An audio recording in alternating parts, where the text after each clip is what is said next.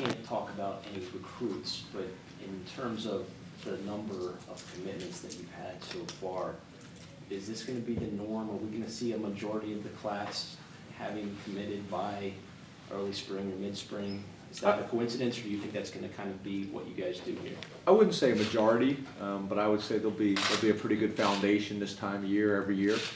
You know, if you look around the country, the programs that finish in the top 25, top 10, typically they're going to have a good amount of commitments by summer. They'll get a few more commitments over the summer, and then they'll have a few spots left during the season.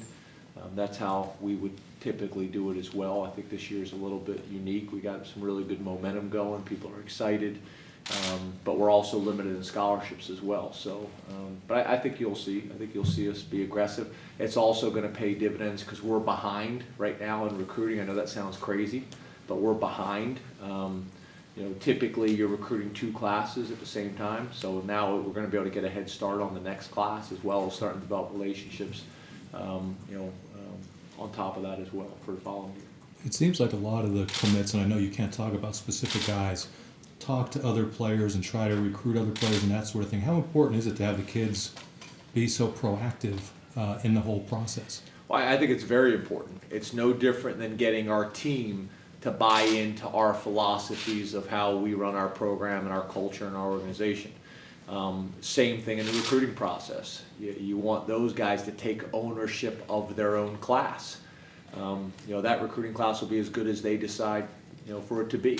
And it's one thing for them to hear the messages from me. It's another thing for them to hear it from their teammates and their future teammates. And this is, I would make the argument, I know Bob and Coquise would disagree, but, you know, I'd make the argument this is the ultimate team game.